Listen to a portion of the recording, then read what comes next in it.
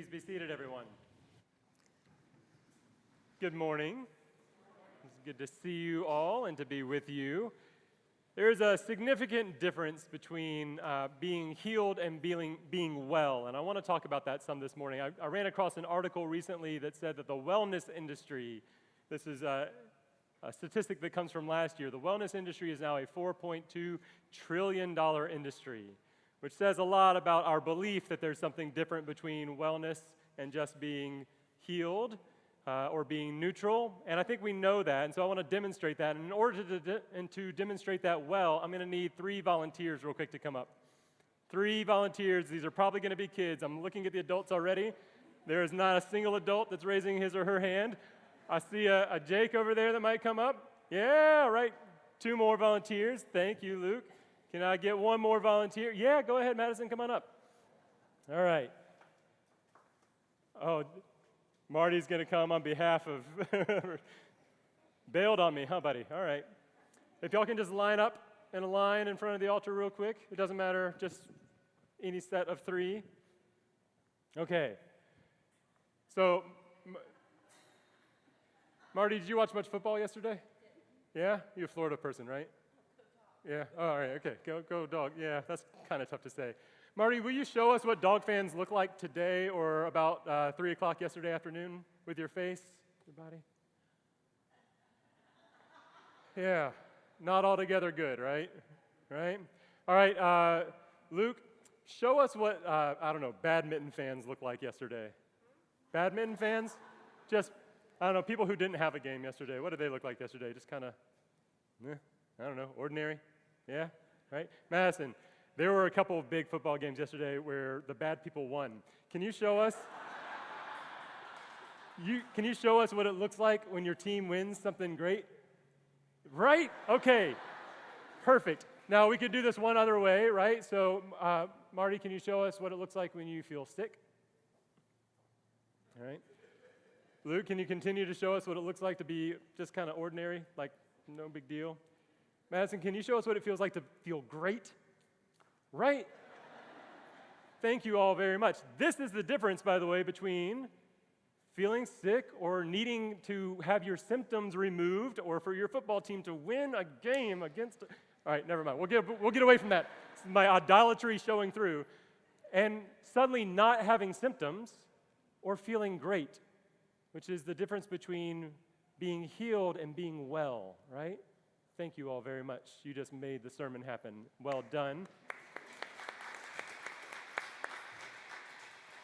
That insight for us is so important as we approach the text today because Jesus will talk about those 2 different words, being healed and being well, and we need to see that in our story. He's encountered 10 people who have some sort of skin condition. The Bible lumps all those together in what we would interpret as leprosy. They're not all necessarily leprosy in particular. They are, most of them probably Jewish. At least one of them is a Samaritan. The only thing they have in common is probably their misery. They've been isolated, and they are somewhere between the northern stretches of what we might call Israel and Jerusalem down in the south. There's no boundary line that perfectly demarcated one from the other, so Jesus is working his way down to Jerusalem, as we've been reading for so many weeks now. And they call out to him, "Master, heal us." And Jesus does exactly what they ask. Each is healed.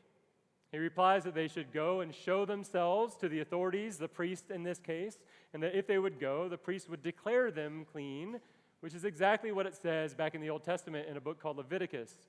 They have to go and see the priest because the priest, who also kind of worked as the shaman of the group, would take a look and make sure that 7 days later their skin still was clear, and then would say, "You are in fact clean. You can be restored to the community. You can do all of the things that are associated with being at least Jewish." The Samaritan probably wouldn't have had access to some of those things. And so they go, and they do what they have been commanded to do and what they've been obliged to do, not only by Jesus, but also by the law. But something different happens for the Samaritan. He sees and looks and notices that he's already healed. And because he notices, he turns. He actually begins to disobey the commandment that he might return to Jesus to bow down and worship and praise God and give thanks. At which point Jesus raises him up and says, "Now you can go in peace because your faith has made you well."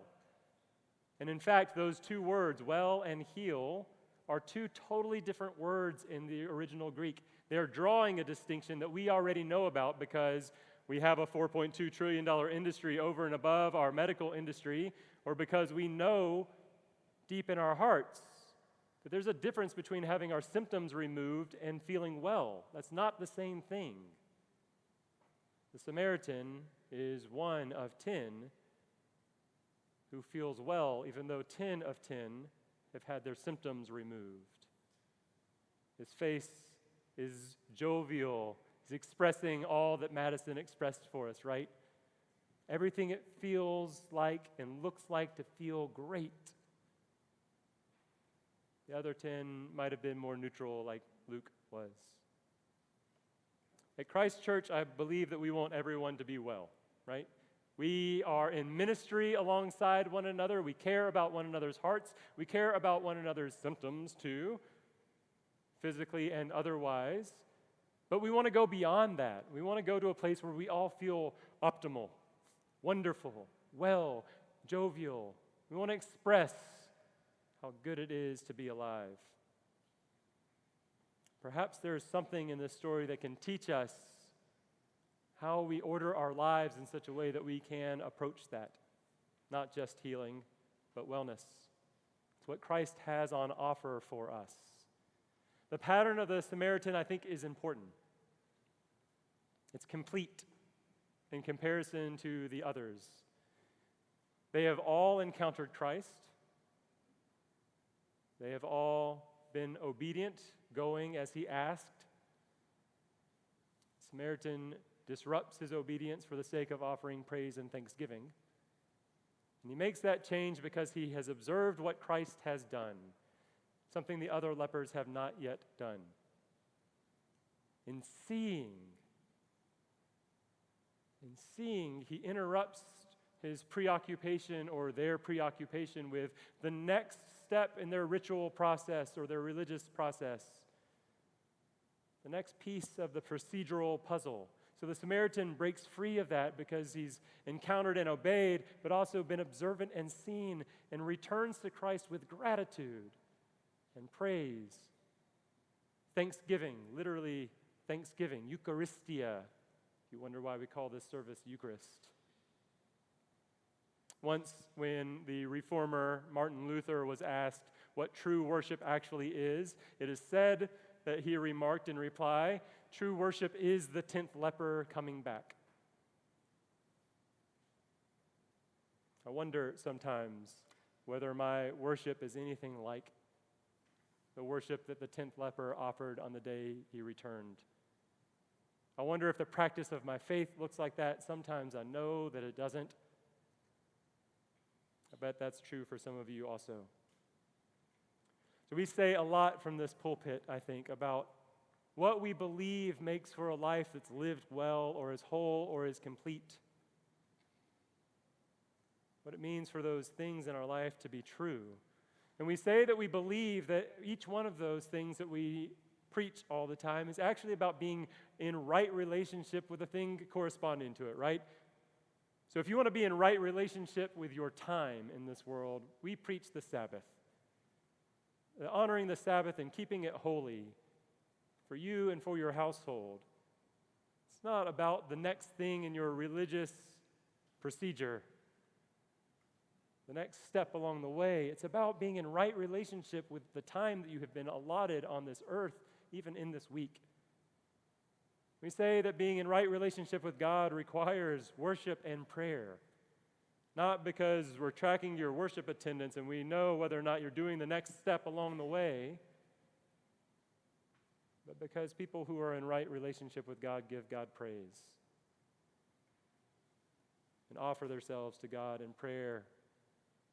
We say that if you want to be in right relationship with your community, you practice fellowship and hospitality, You engage your community in loving service. Not so that you can check the next box out of obligation, but because to be in right relationship with them, to find wellness in that process, is to serve and to offer the fellowship and hospitality of your heart. For all of those things, being in right relationship with the corresponding object of your practice is to put yourself in a place to receive all that Christ has offered and be made well. The same is true for being in right relationship with our financial possessions, our resources. This week, most of you will have received a pledge card in the mail. That is, if we have your address on file at the church and knew to send you a pledge card. And that's also based on the assumption that the mail wherever you live works as well, at least, as the mail in 32224. We got ours on like Thursday, I believe.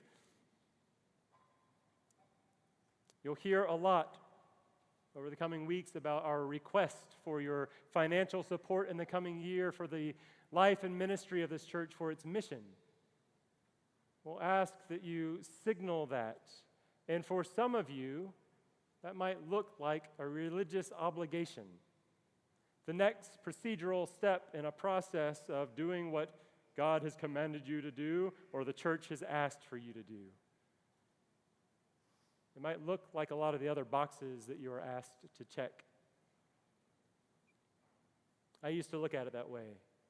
I used to see that what others did in my family was just another way of checking a box to make them feel good about themselves. Only later did I understand that it was a part of my worship. It was a part of my discipleship.